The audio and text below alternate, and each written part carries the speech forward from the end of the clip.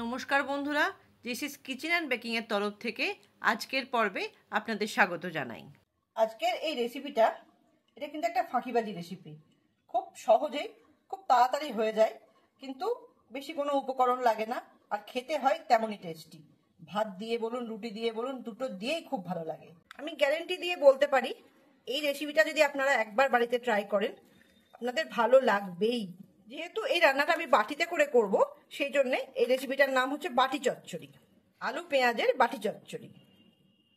তাই অনুরোধ করব বন্ধুরা, ভিডিওটা স্কিপ না করে পুরোটা দেখার জন্য। ভালো লাগলে একটা লাইক করে শেয়ার করার জন্য অনুরোধ রইল।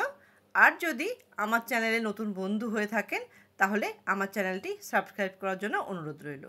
তাহলে আসুন দেখে নিই আমার আজকের রেসিপি আলু পেঁয়াজের বাটি চচ্চড়ি।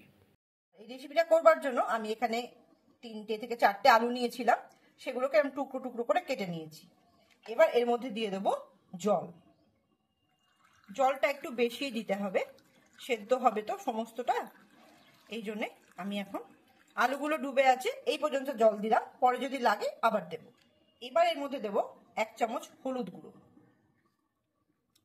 আর দেব 1 চামচ ঝাল লাল লঙ্কার গুঁড়ো, দিচ্ছি 1 চামচ নুন, চিনিটা দেব জাস্ট হাফ চামচ।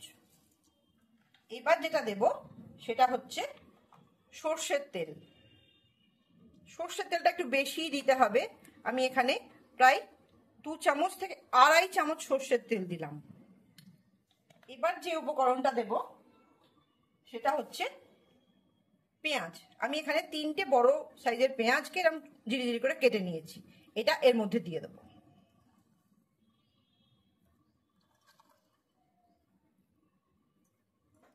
আর দিচ্ছি 4টে কাঁচা লঙ্কা, আমি এগুলোকে একটু চিড়ে নিয়েছি। এবার যেটা করতে হবে, একটা হাতা দিয়ে সমস্তগুলোকে ভালো করে মিশিয়ে নিতে হবে। আলুর সঙ্গে সমস্ত মশলা, তেল, পেঁয়াজ ভালো করে মিশিয়ে নিয়ে এটাকে গ্যাসের ওভেনে বসাতে হবে। শুধু এইভাবে এটাকে মিশিয়ে নিয়ে গ্যাসের ওপর বসিয়ে দিতে হবে, জাস্ট লো ফ্লেমে মিনিট 15 থেকে 20 মিনিটের জন্য ঢাকা দিয়ে। এরকম মেখে নিয়ে আমি রাখলাম।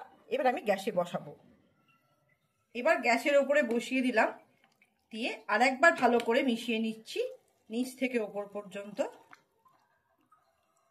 এবার এটাকে মিডিয়াম ফ্লেমে রেখে ঢাকা দিয়ে দেব সেদ্ধ হবার জন্য। আর থালাটা পুরো ঢাকা দেব না, তাহলে এটা পুরো ছিটকে বেরিয়ে আসবে।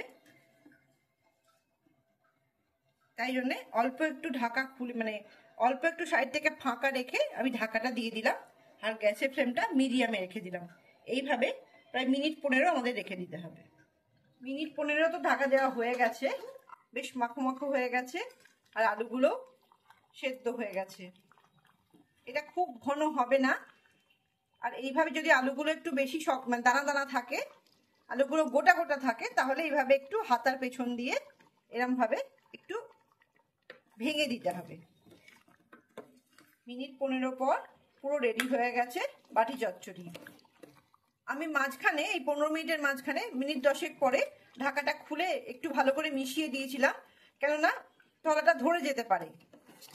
স্টিলের বাসনে করছি তো আমি, তলাটা ধরে গেলে গন্ধও হয়ে যাবে, যাতে ধরে না যায় সেই জন্যই বন্ধুরা আমি এটাকে এই মিনিট 10 পরে একটু মিশিয়ে নিয়েছিলাম ভালো করে ওপর নিচ। আবার ঢাকা দিয়ে রেখে দিয়েছিলাম, এবার খুলে নিলাম, একদম পুরোপুরি রেডি হয়ে গেছে। আপনাদেরকেও রিকোয়েস্ট করব যে রান্নাটা করতে করতে মাঝখানে একবার ঢাকাটা খুলে একটু ওপর নিচ পুরো মিশিয়ে দেবেন, যাতে তলায় ধরে না যায়। তাহলে বন্ধুরা আজকে এই পর্যন্ত। আগামী দিনে আবার অন্য কোনো রেসিপি নিয়ে আপনাদের সামনে উপস্থিত হব। ভালো থাকবেন, সুস্থ থাকবেন, আনন্দে থাকবেন। ধন্যবাদ।